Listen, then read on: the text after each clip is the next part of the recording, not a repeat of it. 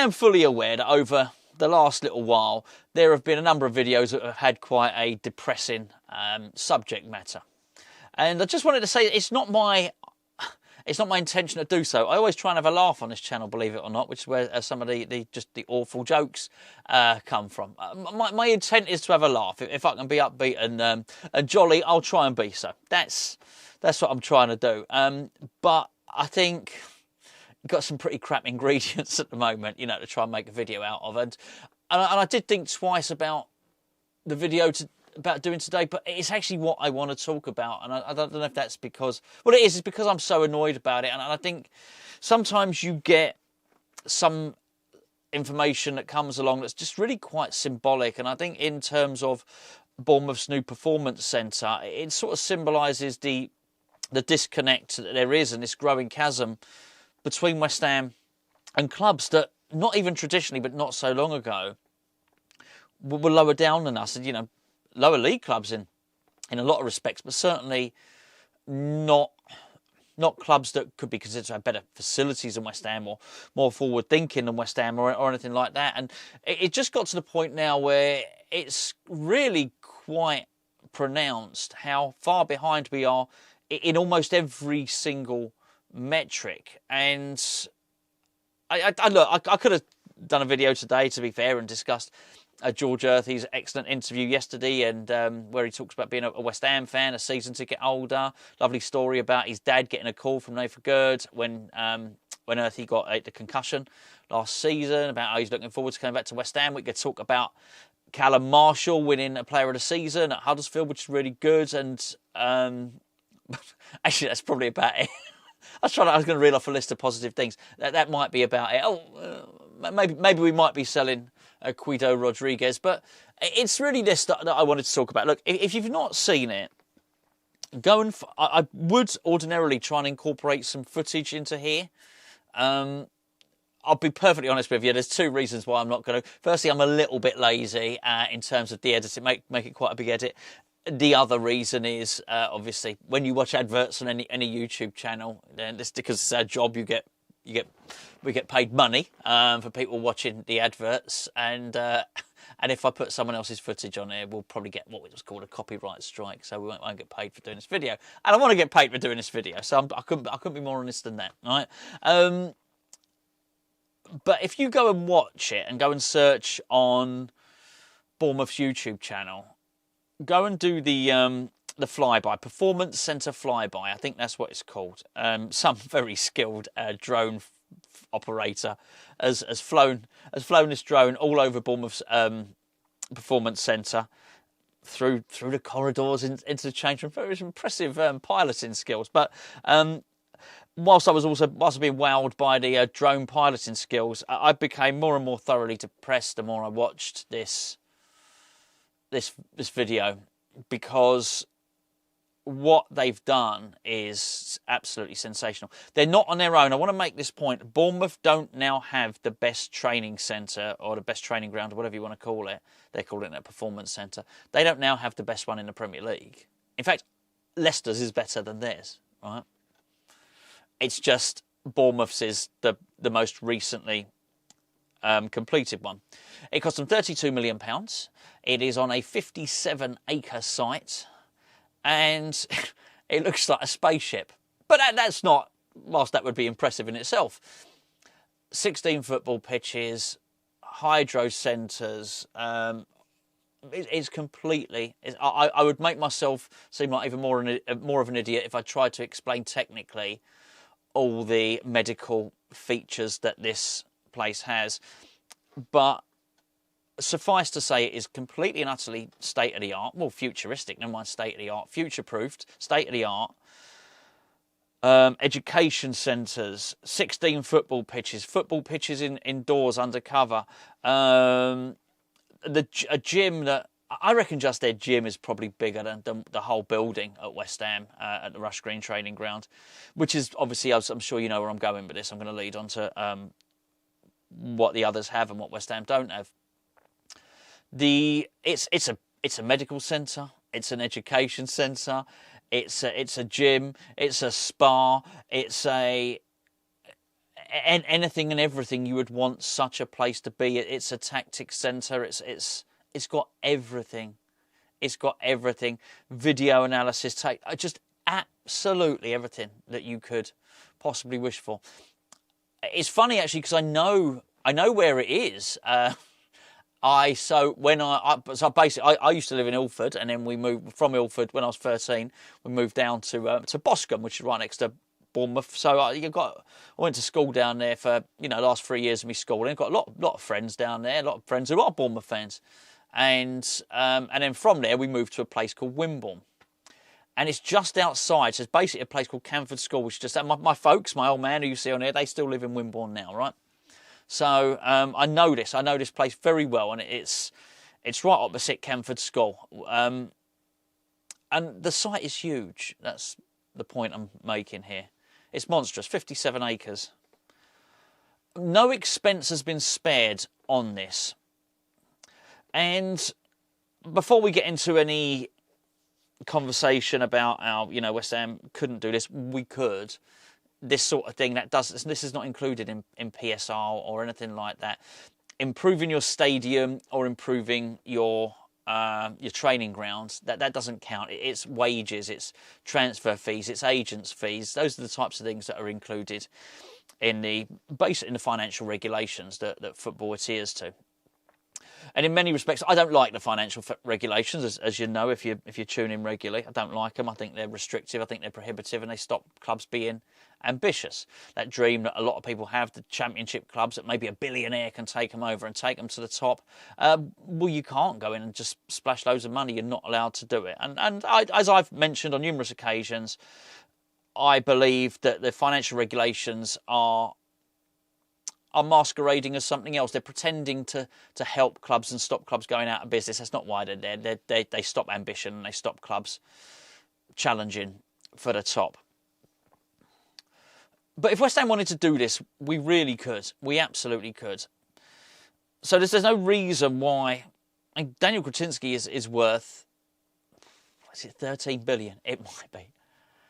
There's no reason why he couldn't spend 30 million and do this. I'm spending 30 million pounds of someone else's money. West Ham could do this. There's no reason David Sullivan is worth 1.2 billion, something like that. There's no reason that he couldn't do that. Trip Smith, $1 billion, something like that. There's no reason why the three of them couldn't get together, say, do you know what? And actually do even better than Bournemouth.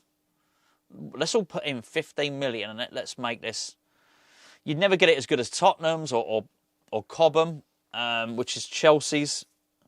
But it would take it to the level that I think players expect it to be at. Because what Bournemouth have done is, and I realise I'm just saying words here. If you've not seen the footage, if you go and seek it out, type in Bournemouth Performance Centre into Google, you'll find it, right? I think if there was some images accompanying my words here and you haven't seen it, you'd think, oh, crikey, it is embarrassing. Jealous would definitely be the word. I'm not going to sit here and deny that I'm not jealous. Oh, I really am. And I think you would feel the same. And you contrast that with West Ham. West Ham have got three training grounds, of two of which we operate. So you've got Chadwell Heath, we've got Rush Green, and I think the other one is along the A12, is along the Eastern Avenue there somewhere. And in fact, you might remember that we were looking to try and get planning permission on it to sell it for some planning or something like that, and it got stopped by the council because we were going to be kicking a grassroots football team off of their ground. So that got stopped. And rightly, by the way, we shouldn't be kicking listen, maybe you can kick a non-league football team and a grassroots football team off their ground. Maybe you do that if you want to benefit yourself, but you better make sure you build them a new ground and new facilities and sweeten it for them and give them something, give them reason to do it. Don't just kick them off, boot them out and say, find your own way. No, that's not the way for a Premier League club that turns over more than 200 million a season to be doing business. It's certainly not one that's owned by at least 3 billionaires. I think at least 3 of our stakeholders, shareholders are billionaires. I don't see. I'm not sure we could do what Bournemouth have done on the Rush Green site. Maybe we'd have to knock down the stadium. There is scope there to. Because I've seen it. I probably point. I used to say it all the time. I've been to the training ground. I've been to Rush Green. I've been in there. We've done some filming there. There's videos on Hammers Chat of me and Charlie inside Rush Green. I played a bit of Keep Me Up Me with Arthur Masuaku. We interviewed Obiang, Masuaku, and Michael Antonio. What nice guys Obiang and Antonio are, by the way. I'm not saying that. Sorry, it sounds awful. Arthur Masuaku. It's not that he's at the point his English wasn't as good at all, so we weren't able to have the same level of banter. But I did do a bit of a keep me up with him. And he was a really good guy. Dug myself out of that one. Maybe I didn't. Anyway, no, it was nice.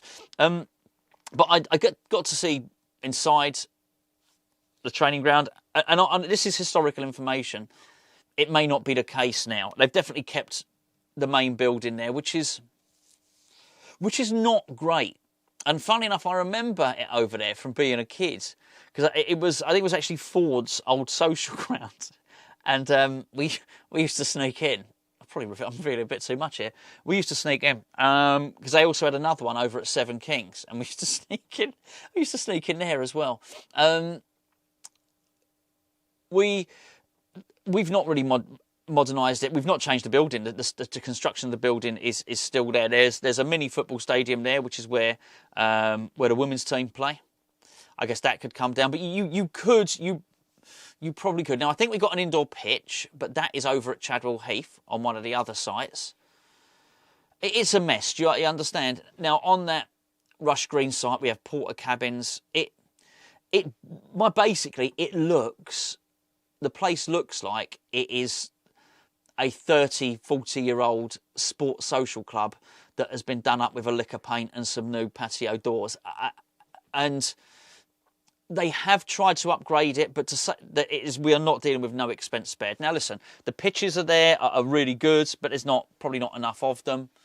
The facilities are completely second rate compared to what Bournemouth have got, and that's only the half of it.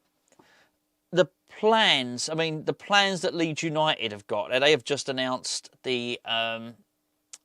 to extend Ellen Road to 54,000. You know they're going to keep it very, very close to the pitch. I don't know if you've seen Everton's stadium, but that is quite humbling as well. But also what Leeds are planning to do with regard to their training complex and stuff like that. These clubs aren't mucking about. And as I say, it doesn't matter whether it's Tony Bloom's Star Lizard, that's what his algorithm is called, that identifies players for his transfers and his data analytics, or whether it's Brentford's Moneyball, whether it's Bournemouth's new performance centre. Almost every metric on the pitch and off the pitch now, we are getting done. We are looking old, ragged and tired. And in many respects, talk about something being symbolic. Like West Ham have got the oldest... Yeah, it's the oldest squad, not just the oldest... Yeah, yes, the oldest squad in the Premier League. That is symbolic of everything, because everything is sort of old and knackered and falling apart at the seams. And as I say, it is a case of I would just give it another lick of paint. That's what it seems to be, and this can't keep happening. And this is why I wanted to talk about this today, as annoying and as depressing as it is. And there will be someone that says, "Oh, thanks, Gonzo, you've depressed me now." I'm not trying. I'm not trying to depress anyone, right? But this is on my mind, so I'm sharing it with you, and I know. People are getting depressed, or only getting depressed because you're pissed off of it too. Because it feels like sometimes we're doing the bare minimum. That there's no strategy, and it's not like we don't spend money. We do spend money, clearly. We spend money like a drunk sailor sometime on players and wages. I've only got to look, mention it at the start of the video. Guido Rodriguez. We're putting him on over 100 grand a week. That's not a club that doesn't spend money. That's a club that's stupid, that spends money stupidly. And we don't ever... It all seems so short-term to invest in something, to invest in the infrastructure. But as I say, this is totally separate to the players. And just imagine if you are one of those players that are thinking of signing for West Ham. Maybe you're a player that is choosing out between West Ham and Bournemouth. Well, there was one, wasn't there? The young lad, the next Kylian Mbappe. I can't remember his name. Was he at FC Louvain? Is that what that? I completely messed that name of that club. It wasn't Lorient. It was a French club, second tier French club. In the end, that club was actually owned by Bournemouth, so they got the player anyway. But we linked to him in January. But let's say that wasn't the case, and you were choosing between the two. You'd look at that, and you'd think, wow, I want to go there. That's where I want to... Because that's where you're working every day. You're not working at the stadium every day. You're there once a fortnight, maybe. But you're at that training ground 5 days a week. And you'd look at that. And you know... The thing is, you just know they're going to have... You're not going to buy the best medical equipment and not have the best medic in there, are you? You know they're going to do that because they're professional, because they're efficient. And it contrasts with what... I think I mentioned it in the video the other day. West Ham were down to 4 scouts. Now, I don't know if we've put that up recently.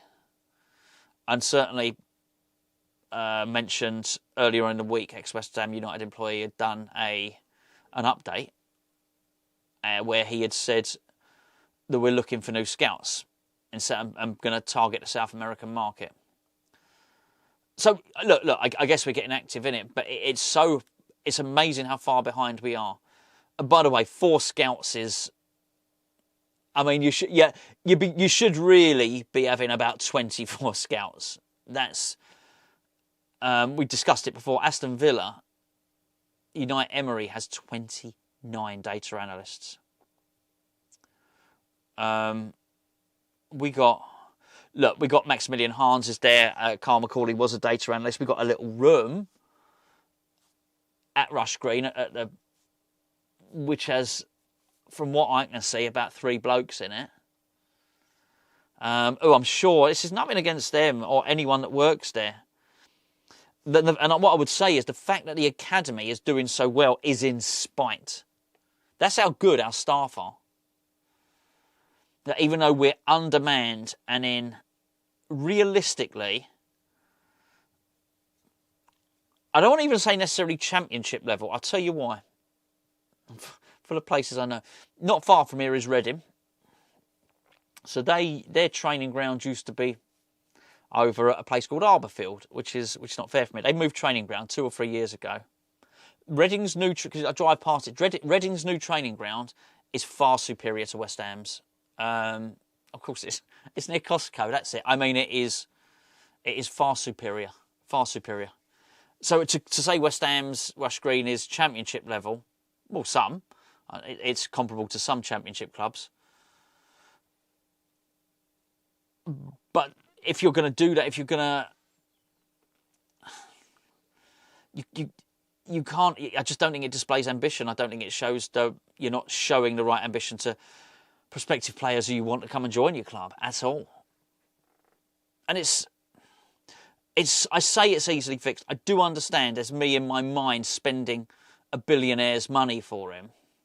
So for me, if I'm a billionaire, I'm thinking, if I was, I'm thinking £15 million each ain't much. Now maybe I'm wrong. Maybe I, I'm thinking like somebody that's not a billionaire, obviously. But isn't that your role as a custodian of the club? Because is his name Foley? I think his name's Bill Foley. I've probably got that wrong. The Bournemouth chairman. He's not richer than our owners collectively. He's not got as much money as them. So it's just I think it doesn't come down to money. It comes down to desire.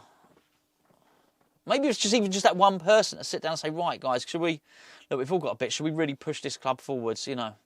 Because you can't keep doing this. We can't keep having less scouts than everyone else, less data analysts than everyone else, getting managers that are available and cheap maybe, getting players that are offcast, that's the word. Keep doing things like that and expect not to be overtaken, because it's already happened. It's already happened in the way that these teams, I've mentioned Bournemouth, Brentford, Brighton, the way that they scout, the way that they identify managers, the way they recruit, the way they train, the way they care for their players in terms of medical facilities.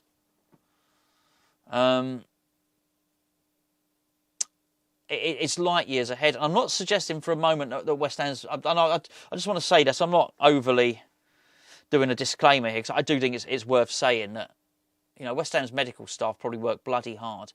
And I do wonder if... I'm sure we have got some decent bits of medical kit.